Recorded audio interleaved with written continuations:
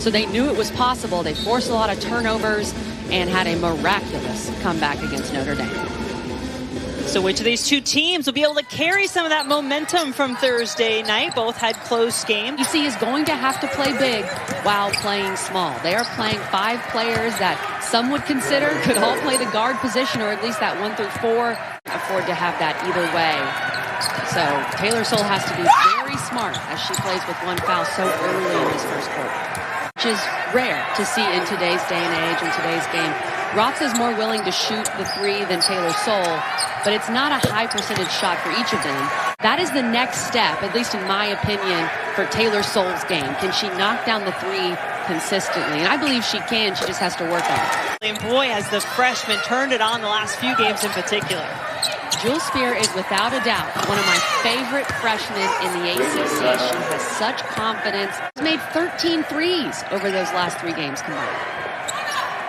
Raca calling for it, gets it off the glass and in. Raca and Christina Mora, who's coming off a very good game versus Miami. I would expect Wake Forest to continue to try to pound the ball inside. Some of these duos in action, the top scoring duos in the conference. Good to see many teams getting back on the floor. Wake Forest had that long break before their game on Thursday night. Louisville. 6 on the shot clock for Scruggs. Stops it, puts it off the glass and in. Both of these coaches, Coach Mack and Coach Hoover, have elevated their respective programs into teams that have to be reckoned with. It's been a 5-0 run for the Demon Deacons since Soule went to the bench, making 7-0 as Mora cleans up the glass. Before Raca or before Mora puts the ball up, you got to get to that ball when they keep it low.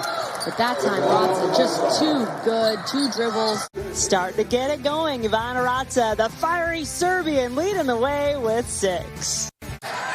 Wake Forest on a 9-0 run since Taylor Soule went out with those 2 fouls.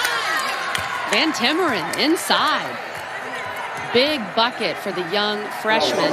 The game 9 for 11 from the floor. And right now, Jen, if you're Wake, you have to think you've got to take more advantage of this moment. And it can happen at any time. Boston College really struggled from 3 on Thursday and eventually did find it late as Conti has her first points. She is not. Yet. Okay. I was wondering if Coach Mack was going to make that decision, but she feels it's too risky at this point as Ivana Raca just continues to do whatever she wants and put her in at that point and just tell her you have to be smart. There has to be a certain level of trust with your best player. Usually there is. But as you can see here, Jen, BC is getting destroyed on the glass. You see Wake Forest just attacking the offensive glass. That time it was a tip. 50% from the floor so far. It's tough to stop her. I love how patient she is.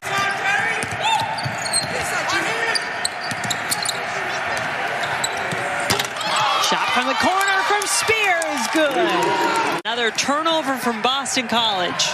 Great play by Raca. Snuck up on Gerard. She didn't even see her coming. And look at Wake continuing to... They've dug themselves a pretty deep hole. Not much going their way offensively on the road in Winston-Salem so far today. And Gina Conti took her time, said, I'll take this one myself. Why not? 4 points for Conti. Van Timmeren, the freshman who was just unable to finish it off. Clear lane to the basket. That is for Conti, who takes advantage. And gets right to the basket for an easy layup.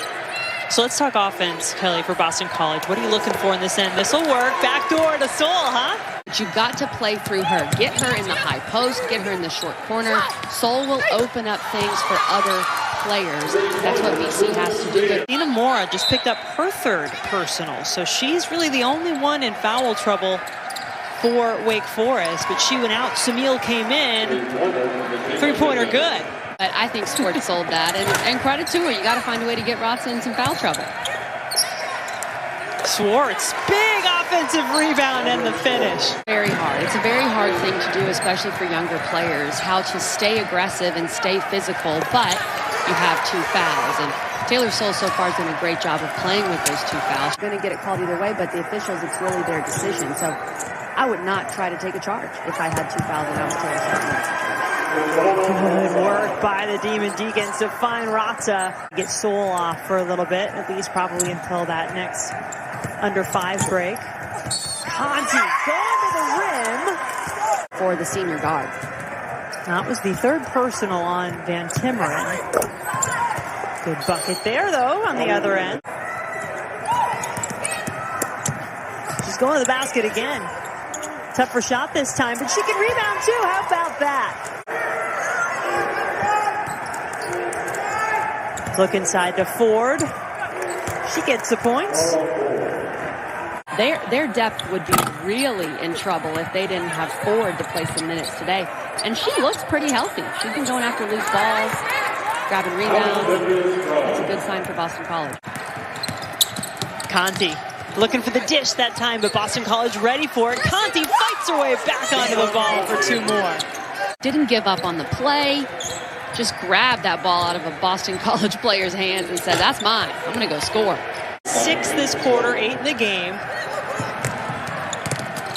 And I know Wake Forest has been working on their press for break. That was textbook. Are going to come out in a press. They're going to do a 1-2-2 full court press with Soul at the top, and you have to be ready for it. So I think at this point, Boston College is not really able to surprise people. 82% of Wake's made field goals today have come in the paint so far. Van Timmeren getting a couple there on the other end for Boston College to start the 4th quarter. I think you have to put her in soon just to give yourself a chance to make a run. You can't wait too long. I wouldn't wait till that first media, like I said, in the 2nd quarter. Lacey has struggled from 3, but knocks one down there. Lacey, freshman. And that's a quick bucket off the inbounds by Harrison. She has to be a little more in control, and she's working on that as just a sophomore, but you can see the talent every time Harrison touches the ball.